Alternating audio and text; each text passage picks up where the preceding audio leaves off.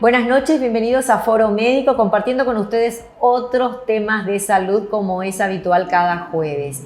Y hoy queremos dedicarle un programa a las mamás, a las mamis, por eso elegimos un tema muy importante que es la nutrición femenina y la nutrición desde el embarazo. Un embarazo que muchas veces es planificado, otras veces simplemente ocurre, es porque tiene que ocurrir, porque tiene que venir un bebito a nuestra vida.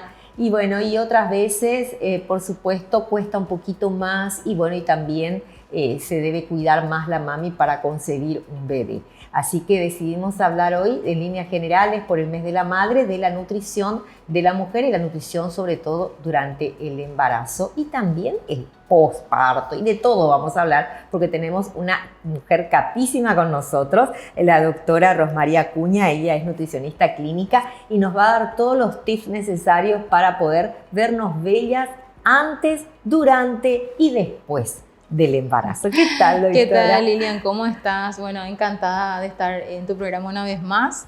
Y bueno, es cierto, es una etapa demasiado especial para la mujer y como cualquier etapa de la vida merece mucha atención y más aún, ¿verdad? Cuando la idea es concebir o bien en el caso en que, bueno, ya esté la concepción también, ¿verdad? Para todo siempre hay una estrategia. Exactamente. Y bueno, y no siempre nos encuentra digamos, bien nutrida o nuestro mejor momento, o a lo mejor pensamos que es nuestro mejor momento, pero sin embargo nos faltan nutrientes para empezar a planificar ese embarazo. Exacto, Lilian. Bueno, y ahí hay una cuestión que tenemos que manejar. Bueno, si yo estoy digamos, bajo el emblema quiero un bebé, ¿verdad? La idea es, si vamos a planificar, de que la suplementación se haga por lo menos 3 meses antes de empezar a buscar ese bebé, ¿verdad? Que es justamente con ácido fólico, que es el folato, que en realidad es una vitamina del complejo B, pero que en realidad entre lo que nosotros consumimos y lo que nosotros absorbemos no sabemos. Entonces, por eso es que siempre se planifica con la suplementación, ¿verdad? Claro. Esa es la suplementación de cabecera, que no es que se da en una u otra persona, se da en cualquier mujer que quiere concebir y en cualquier mujer que hoy se entera que está embarazada, si no ha planificado, bueno, desde el vamos, entonces también el ginecólogo le recomienda la suplementación con ácido fólico. ¿Por qué es tan importante el ácido fólico? Bueno, el ácido fólico o el folato es una vitamina que está muy implicada también con su déficit con lo que es los defectos del tubo neural. O sea, hay malformaciones que se pueden prevenir que justamente con esta vitamina lo podemos tener, ¿verdad? O sea, si yo me suplemento con ácido fólico, podría prevenir una eventual malformación, que pues es muy común también. Entonces, de esa manera prevemos problemas neurológicos que podrían darse en un niño que al nacer obviamente no hay, es algo irreversible, ¿verdad? Claro. Que realmente no queremos exponernos a una situación así, entonces lo mejor es prever. Siempre vamos a decir un embarazo planificado va a ser siempre mucho mejor que un embarazo que no, ¿verdad? Ahora, ¿y qué pasa con ese embarazo que no fue planificado y que de repente comienzo y se debe consumir igual el ácido fólico? Claro, o sea, sí o sí, la suplementación con ácido fólico se da durante todo el embarazo, incluso en el posparto, sigue siendo, porque también es una vitamina que está implicada también en la generación de glóbulos rojos. Entonces, siempre va a ser bueno en el antes, en el durante y en el después, sí o sí. Y no solamente ácido fólico, ¿verdad? Eso es hablando un poquito de lo que sería lo más trascendental o lo más importante. Sí. Pero también es fijarnos un poco a nivel de macro y micro, ¿verdad? O sea, ver un poco con qué estado nutricional yo me embarazo, que es muy decisivo.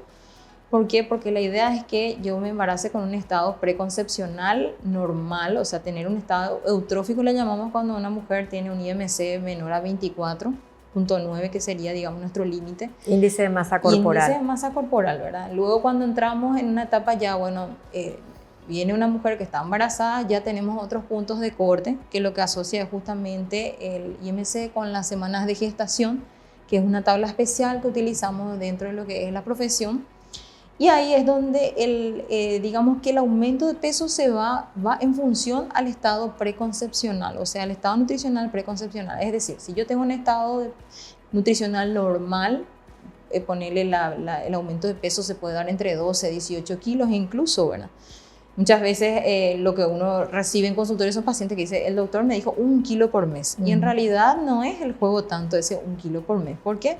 Porque el embarazo tiene 3 etapas. En la primera etapa, que es el primer trimestre que le llamamos, en teoría no debería de haber aumento de peso porque en realidad no hay todavía generación, o sea, no hay crecimiento de tejido, hay generación. Entonces, desde ese lugar podemos decir, bueno, que no debería haber aumento de peso. Ahora, a partir del segundo trimestre, que sería el 4.º mes, ahí sí se prevé un aumento de 500 gramos semana, que eso, haciendo el cálculo por mes, sería unos 2 kilos por mes. Y 2 kilos no es tanto, entonces 1 kilo, como dicen. 2 kilos. 2 kilos. Porque una semana, o sea, un mes en teoría tiene 4 semanas. Sí. Pero eso es haciendo como un promedio, porque normalmente, ¿qué es lo que hace la paciente? Pregunta, ¿cuánto es lo que debo subir? Y en realidad depende mucho del peso con el cual te embarazaste. Claro, porque no siempre estamos con el peso ideal cuando nos embarazamos. O sea, si tenemos un peso bajo, deberíamos de subir más. Y si estamos en un estado de sobrepeso u obesidad, que se da en la mayoría de los casos, digamos que no debería de haber un aumento casi como el que tenemos entre 2 a 18 kilos, probablemente unos 8 kilos como mucho, ¿verdad? ¿Por qué? Porque se supone que a partir de las reservas de la madre puede haber, digamos, un crecimiento del ser vivo en este caso, ¿verdad? Entonces, claro, que es el bebé.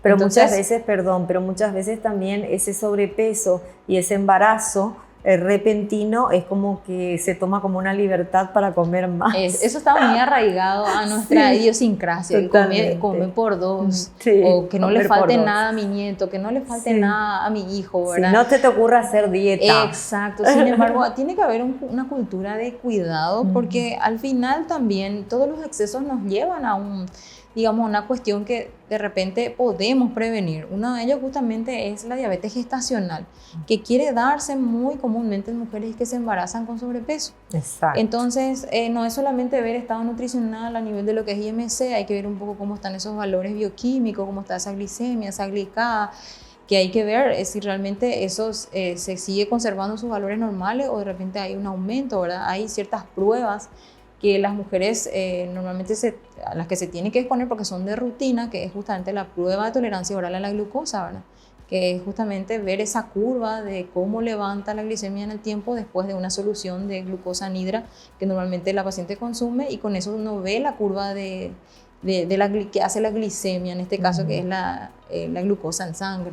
Claro. Entonces eso nos da ciertos parámetros para saber, bueno, cómo va ese embarazo, porque ¿qué es lo que pasa? Muchas veces tenemos embarazos donde hay bebés macrosómicos, le llamamos, los bebés que pesan 5 kilos, y eso no es salud tampoco. Claro. Hay que entender de que el peso ideal al nacimiento es 3 kilos, 3 kilos 500.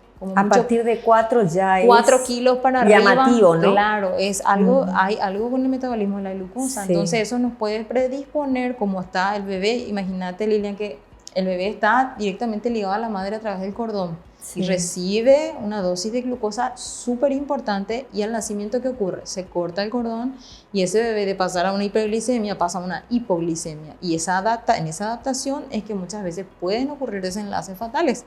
Entonces eso es lo que se teme. Por eso es que hay ciertos momentos de la semana 27 o 28 de la gestación en donde se hacen esas pruebas para ver, bueno, qué ajustes, si realmente la paciente necesita insulina, el médico le prescribe insulina con tal de que el metabolismo de la glucosa sea, digamos, o esté en equilibrio. Ahí ya estamos hablando de una diabetes gestacional. Diabetes gestacional. Por eso hay muchas cuestiones de las que podemos hablar, ¿verdad? Claro. Entonces, por un lado, bueno, ácido fólico. Pero que guardan relación directa con la nutrición, con la alimentación, con el estilo de vida de la mujer. Y viendo por sobre todo desde el punto de vista integral, ¿verdad? Que nosotros no nos podemos limitar a hablar del peso.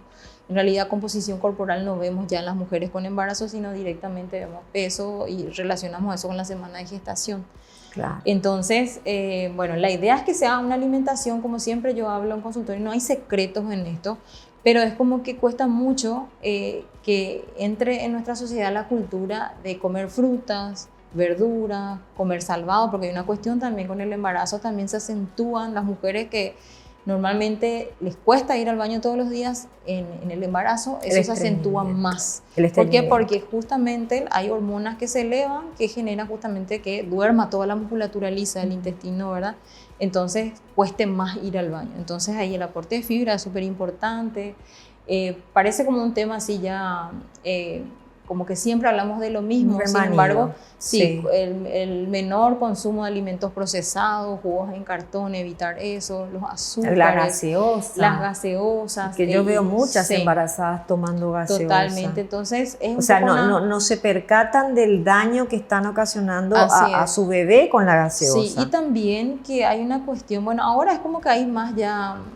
es como que tenemos un campo ganado en el área de nutrición y como que se ve más la importancia de, digamos, llevar una alimentación sana, saludable, entre comillas, ajustada a la individualidad de cada uno, como para que ese embarazo curse de forma normal, sin ninguna complicación, que es lo que buscamos, el tema de la presión elevada en el embarazo, que nos puede poner en una cuestión también de gravedad con lo que es la preeclampsia, eclampsia, o sea, son cuestiones que yo tengo que ir cuidando para evitar esas repercusiones ya en etapas posteriores, ¿verdad? Claro. Entonces es cuidado en todas las etapas. Exactamente. Sí. Bueno, vamos a hablar también del hábito de mujeres embarazadas de acudir al nutricionista o al nutriólogo, porque vamos mucho al ginecólogo. O sea, en mi época, yo creo que eso ya cambió, ¿verdad? De ir al ginecólogo solamente y limitarnos a hacer la alimentación saludable que nos indica nuestro médico de cabecera. Exacto. O el nutriólogo, el ginecólogo.